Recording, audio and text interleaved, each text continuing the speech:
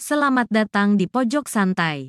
Sebelum Anda mendengarkan audiobook ini, kami menginformasikan bahwa channel ini adalah review audio dari buku yang ada di Indonesia. Untuk membaca keseluruhan buku ini, kami menyarankan membeli buku aslinya di toko buku kesayangan Anda, baik offline maupun online. Keberadaan channel ini dimaksudkan untuk membantu Anda mendapatkan pengetahuan dari buku-buku kesayangan Anda.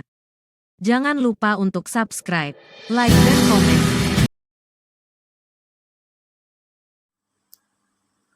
Selamat datang di Pojok Santai, channel khusus yang membahas komik dan novel dengan cara asyik.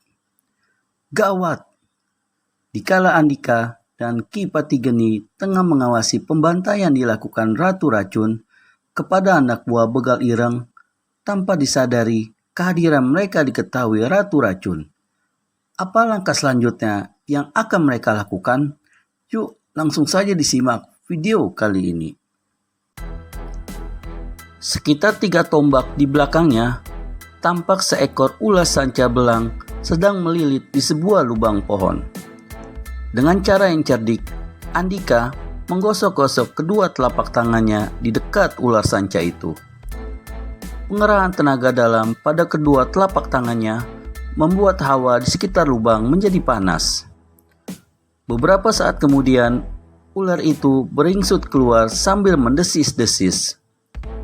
Masih dengan hawa panas di kedua telapak tangannya, ular itu digiring sedikit demi sedikit ke arah Ratu Racun. Tak lama kemudian, ular itu telah terlihat oleh Ratu Racun yang masih memasang telinga karena mendengar suara mencurigakan tadi. Namun, melihat seekor ular sanca besar keluar dari semak-semak dekat persembunyian Andika dan Ki Patigeni, kecurigaan Ratu Racun lenyap begitu saja. Akhirnya disimpulkan, bisik-bisik yang didengarnya ternyata hanya desisan ular. Dan seraya mengalas napas panjang, Ratu Racun akhirnya melesat cepat bagai kilat pergi dari situ. Tubuhnya seketika ditelan kegelapan malam. Andika mengepas napas lega. Kau menghindari Ratu Racun bukan karena kapok dengan racunnya, kan? Ledek Ki Patigeni bercanda. Aku memang kapok, Ki, jawab Andika acuh sambil melangkah keluar dari kerimbunan semak.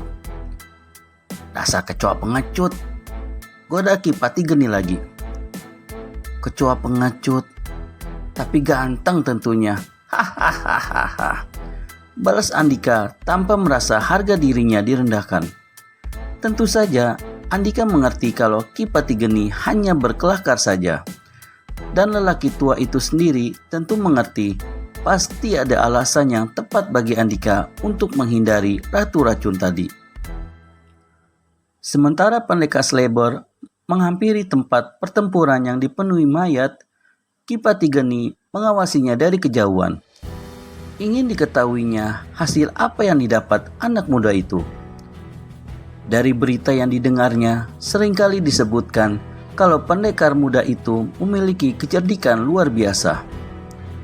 Tak lama kemudian, Ki, cepat ke sini, panggil Andika. Ki Patigeni cepat menghampiri. Ada apa? Tanya orang tua itu singkat. Andika menunjukkan sesuatu di tangannya. Kau tahu benda apa ini, Ki? Tanya Andika. Ki Patigeni mengambil benda itu dari tangan Andika. Diamatinya benda sebesar anak kunci, berbentuk ukiran bunga Wijaya Kusuma. Ini hanya kerajinan khas dari desa Wandaswetan, jelas Ki Patigeni.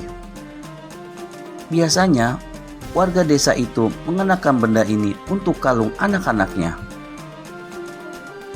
Nah, itu satu petunjuk, Ki. Petunjuk apa? Aku belum menangkap maksudmu. Andika tak segera menjelaskan pertanyaan Ki Patigeni. Malah lelaki tua itu diajaknya untuk memperhatikan mayat-mayat korban Ratu Racun. Apakah ada di antara mereka yang kau kenal, Ki? Tanya anak muda itu kemudian. Beberapa saat Kipati Geni mengamati mayat-mayat.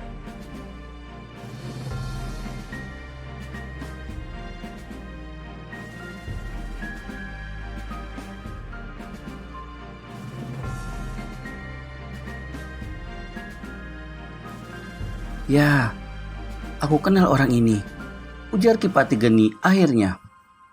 Sudah kuduga. Siapa dia, Ki? Rawa Genggong, seorang kaki tangan begal ireng yang cukup diandalkan, saut Kipati Geni lagi. Andika melangkah mondar-mandir seraya mengancung-ancungkan jari telunjuknya di depan dada. Lagaknya sudah seperti kakek jompo sedang menghitung jumlah anak cucunya. Sekarang aku ada pertanyaan untukmu, Ki, kata pendekar selebor kembali, sedang Kipati Geni menunggu dengan sabar. Pernahkah Kranggaek dan Rawa Genggong melakukan kejahatan di desa Wadaswetan? Tanya Andika penuh keyakinan. Baru saja Kipati Geni hendak menggerakkan bibir, Andika sudah menggerakkan telunjuknya ke kiri dan kanan di depan dada. Tak usah dijawab, Ki, karena aku yakin kau akan menjawab iya. Cegah Andika sok tahu. Kipati Geni hanya menggeleng-gelengkan kepala. Anak muda satu ini memang sering membuatnya gemas. Ingin rasanya kepala anak muda sok tahu itu ditinjunya. Tapi kenyataannya memang benar. Dia memang ingin menjawab iya. Sekarang aku ingin bertanya lagi padamu, Ki. Dengan siapa lagi kedua orang itu melakukan kejahatan di desa Wadaswetan? Kipati Geni tak segera menjawab. Dia berpikir, pasti Andika akan menyalaknya lagi. Ki, tegur Andika. Apa kau sudah mengantuk? Anak brengsek, tentu saja tidak. Aku hanya mengira kalau jawabannya sudah kau ketahui. Sangkal Kipati Geni agak dongkol bercampur gemas. Pendekar selebor jadi tersenyum bodoh pada lelaki tua itu. Digerak-gerakkan sepasang alis yang melengkung bagai kepakan elang itu. Makanya jangan sok tahu, gerutuki Kipati Geni. Mereka melakukan pembegalan di desa itu bersama 6 orang lain. Selain Kranggaek dan Rawa Genggong, ada Bagaswara, Karangga, Nyi Rorakweni, Batur Wendi, Sona Gupta, dan Lingga Raksa. Terima kasih banyak, Ki, ucap Andika seraya menjura konyol. Jadi kau ingin mengatakan kalau mereka adalah sasaran dendam Ratu Racun? Tanya Kipati Geni tanpa memperdulikan tingkah Andika. Tepat. Pada saat mereka membegal, mungkin keluarga atau orang yang dicintai Ratu Racun telah dibunuh di desa Wadaswetan. Kini wanita itu kembali untuk menuntut balas. Urai Andika memaparkan dugaannya.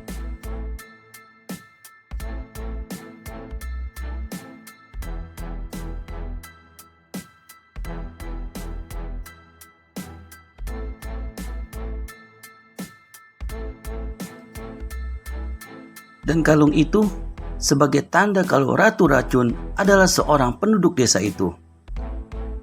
Kipati Geni mengangguk pelan. Jadi berarti kalung itu milik Ratu Racun yang terjatuh sewaktu bertarung tadi. Kini baru dipahami maksud Andika, sekaligus memuji kecerdasan otaknya. Namun saat Andika baru hendak meneruskan ucapannya, tiba-tiba Ces. Andika, awas! Seru Kipati Geni, manakala matanya menangkap serangkum angin pukulan jarak jauh yang mengarah ke arah tubuh anak muda itu. Andika terkesiap. Saat itu dirinya benar-benar dalam keadaan tidak waspada penuh. Padahal Kipati Geni amat mengenali angin pukulan jarak jauh seperti itu. Itu adalah lontaran racun bara neraka yang nyaris membunuh Andika beberapa waktu lalu. Naluri kependekaran Andika memerintah untuk segera melompat. Maka tanpa diperintah otaknya lagi, tubuh Andika pun melenting ke belakang dengan putaran beberapa kali. Namun pada saat yang bersamaan, Kipati Geni berusaha menyelamatkan Andika. Sebisa mungkin tubuhnya digenjot untuk menyambar tubuh Andika. Dan akibatnya, kaki Andika malah menimpa dada Kipati Geni tanpa disengaja. Bek! Rasa sakit yang diderita lelaki tua itu akibat tendangan tak sengaja Andika memang tidak terlalu parah. Tapi gerakan tubuhnya malah jadi terhenti saat itu juga di tempat Andika berdiri sebelumnya. Sehingga... Des! Kipati Geni memekik tertahan. Tanpa diduga sama sekali, pukulan beracun bara neraka langsung menghajar telak rusuknya. Tubuhnya kontan terseret tenaga dorongan pukulan itu 10 tombak ke samping kiri. Dan luncuran tubuhnya baru terhenti saat sebuah pohon tertumbuk bahu kirinya. Kipati! Teriak Andika dilanda kekhawatiran. Begitu mendaratkan kakinya. Terlebih ketika melihat pohon besar yang ditimpa tubuh Kipati Geni menjadi menghitam dalam sekejap. Tanpa memperdulikan serangan gelap yang mungkin akan menyusul, Andika segera memburu ke arah Kipati Geni tergeletak tak berdaya. Andika membalik tubuh lelaki tua yang tertelungkup itu. Orang tua yang terasa sudah seperti kakeknya sendiri, meski belum begitu lama mengenalnya. Tampak mulut Kipati Geni mengeluarkan darah kental kehitam-hitaman. Demikian pula kedua telinga dan hidungnya. Tubuhnya terasa begitu panas saat Andika menyentuhnya. Tapi sekali-sekali tidak membuat Andika segera menjauh. Bagaimana nasib selanjutnya Kipati Geni setelah terkena serangan pukulan beracun bara neraka? Bisakah beliau selamat? Untuk memastikan, nantikan di video selanjutnya. Segera subscribe dan tekan tombol lonceng untuk mendapat notifikasi video terbaru dari kami. Terima kasih dan sampai bertemu kembali.